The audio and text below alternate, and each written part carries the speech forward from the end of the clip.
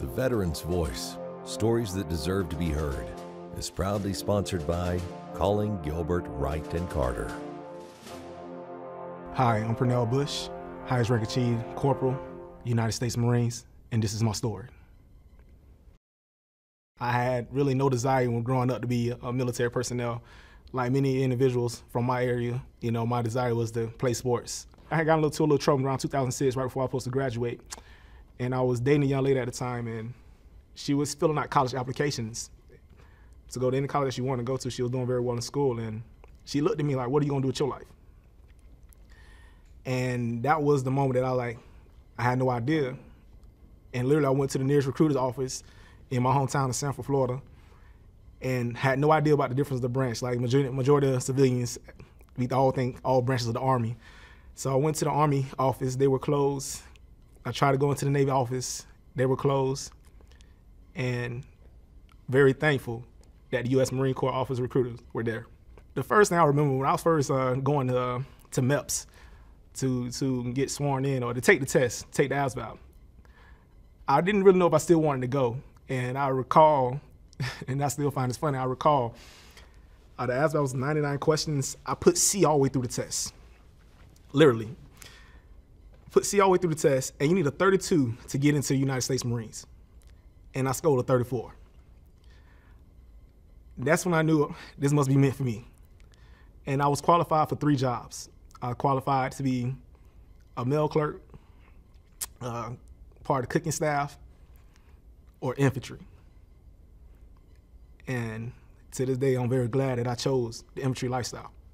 I tell people all the time, that humbled me, going from civilian to infantry lifestyle. And the men and women that I got to serve beside was something that was very impactful in my life. I can kind of say that boot camp to me, they really do break you down to build you back up. At times when I thought drill instructors was picking on me, they were coming at me, they was actually trying to build me up as a leader. I can recall one time I was shaking, literally in tears, about ready to hit a drill instructor. And my senior had pulled me aside. He said, listen, this is what they want from you. They want you to break. He said, I got one question for you. Are you gonna give them what they want? And from that moment until this day, I still keep that in my mind. I still have that thought process.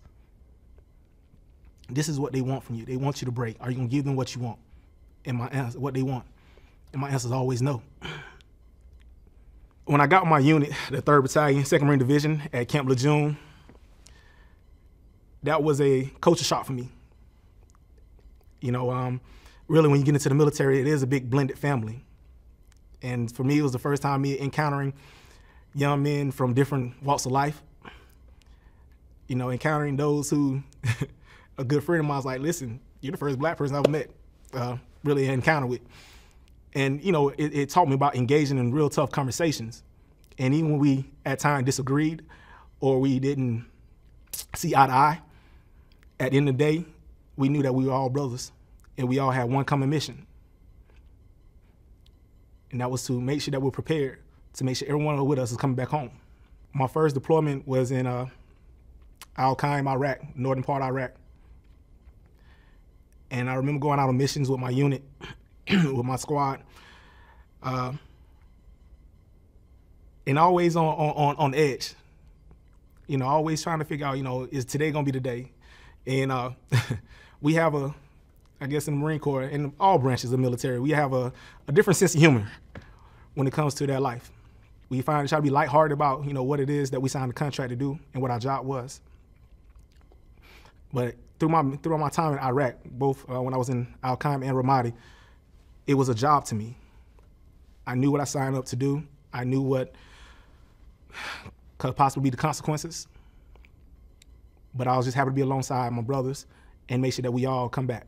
But the moment I was happy and knew that I was serving was 2010, Haiti. It was a few months before I had to get out, and Haiti had the earthquake happen over there. And our unit was assigned to go over there and be relief. I can honestly say that was very touching to my heart when we went over there, and you had individuals that just went through a major disaster, something they had no control over, and many of them still walking around with smiles. And they didn't have roofs over their head. They didn't have a home to go to. And they were living in tent cities made of bed sheets. And our unit was was assigned to protect them, to keep local gangs from trying to take advantage of the vulnerable individuals. And I just recall, it was a young individual, he set us out our gate every day.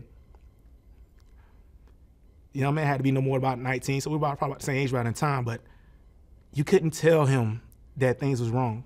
You couldn't tell him. He had a smile every day, joking. And to us, it was like, how could you go through that this time? The young man told me, I just count my blessings. He said, I'm blessed to be alive when some other people died during this situation. So I learned more going out there to help them than what they probably got from us as protection and what they thought they received from us. But I believe that is the moment that really catapulted me to the lifestyle I live today, of wanting to serve others, of wanting to really make sure that we're making an impact in a positive manner, and to be grateful for the little things. When I EAS, on my end of my active service, I can honestly say that first year was a rough transition for me. A lot of times, us as veterans who are, we chomping at the bits to get out, a lot of times, if you're doing your 4 years, and we think you're gonna go back and you be the same. We don't understand how much this lifestyle is embedded in us, how much it is a part of us, until you come back home and you realize how much you have grown. And you have grown. I'm not a big fan of change, but you have grown. I had a very tough transition my first year, trying to just figure out where I was supposed to be at. Coming home as an infantryman, people that feel like you don't have really too much training. I was told, hey, go be a security guard. Hey, go be a cashier. And literally, I applied for several different jobs to work with youth with different organizations in the community, and I got turned down for entry-level jobs. That did something for my morale. It brought me down. So it put me in a very dark place during that first year. I recall, I definitely was drinking a lot during that time. If anything, I could tell people, when we're transitioning, it'll be good if we had individuals that can almost be like a buddy system to us, to help us get reintegrated. But I took the opportunity once I got turned down for many jobs, and once I got told, hey, you're only good to do this, I took the opportunity to say, you know what? No.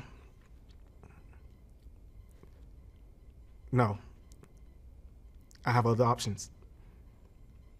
And I utilized everything that was instilled in me while I was in the Marine Corps to start becoming a leader in my community, to start setting a new mission for myself when it comes to my education. And that really happened in July 2011, when I got a phone call that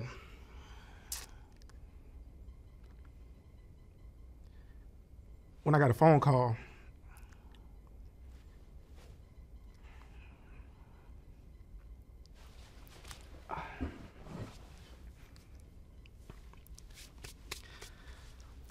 call that several men that I served with, who had re-enlisted and went to Afghanistan, lost their lives. And I remember I'm sitting at home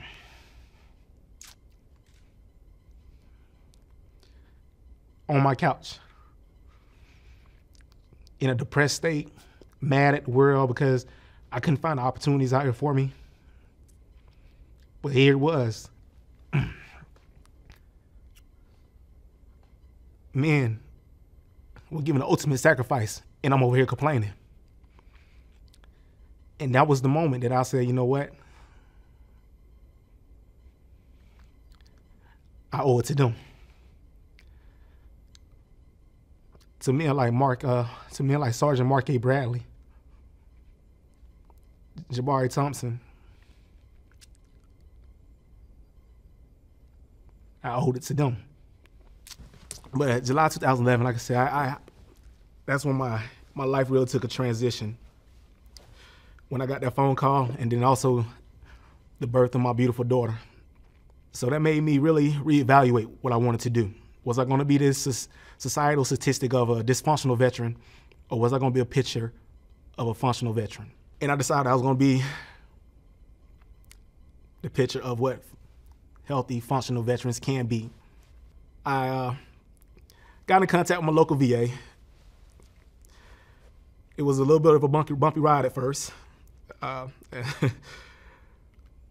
in contact with my local VA. Got connected with Voc Rehab.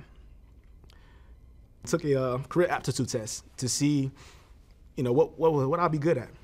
And I remember I took the career aptitude test, and social worker was at the top of my list. And I'm not gonna lie, at first I was highly upset.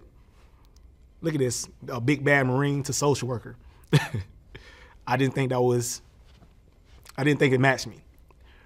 But to this day, you know what? I'm a proud social worker. I am a proud social worker. And I'm happy that it took me that way. But school was definitely difficult for me at first. My first 2 semesters at Valencia Community College, I completely bummed out. I just didn't feel comfortable. I remember I was sitting around a bunch of 18-year-old kids, coming to a class and to me, it didn't make too much sense to me. Like, what's the purpose of this? But when I rededicated myself, that's when you can really see the transition and change in my attitude for excellence. And I wrote out a mission for myself. I've been writing down. I said, it was I, Pernell Bush.